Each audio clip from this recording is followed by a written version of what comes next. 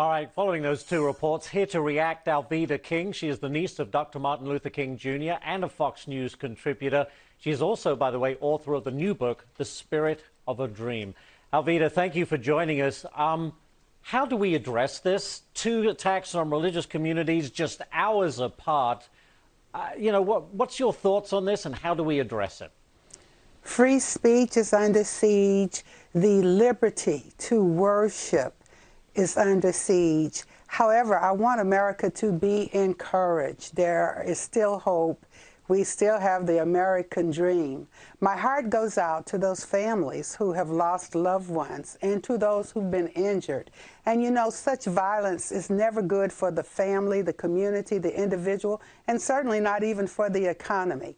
So we want to pray. Now, you can't pay people to pray. That's not a job. That's a human experience. And so we all need to be praying, really, and to learn to love each other. And in the instance where we had the Jewish community attacked and the Christian community attacked, however, we still live in a nation where we are free to express our faith and to worship as we please and choose. So let's continue to pray. However, my uncle, Martin Luther King Jr., during his lifetime said we must learn to live together as brothers, and I add, as sisters, or perish together as fools. So we're going to have to love each other and to respect and regard the right to worship. I think it's very tragic, very unfortunate.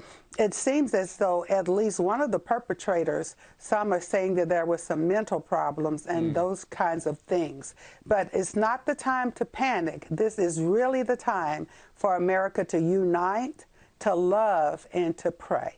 That's a very good message, but do you think leaders should be doing more to speak out at times like this and to, preach the words that you've just given us?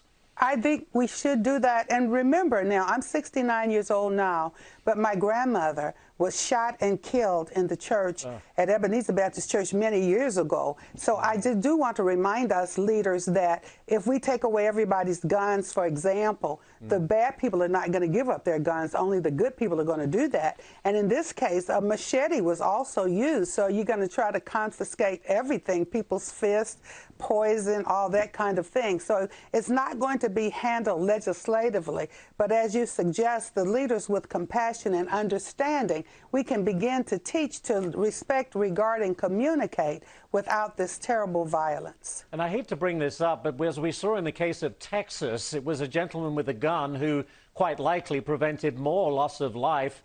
I mean, should we be armed defending ourselves in a place of worship?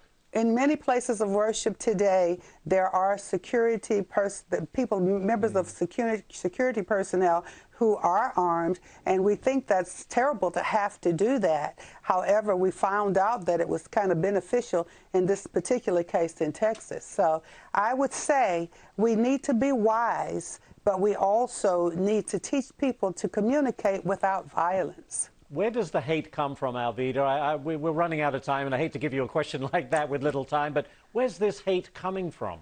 Hate comes when there's confusion and an absence of regard and love. We have to show people how to love and communicate without the hate. And I'm a Christian evangelist, so I would say the devil. I will say that. All right. Well, we'll have to leave it there, and we thank you for your time, Alveda King. Dr. Alveda King, again, thank you for being here. Thank you.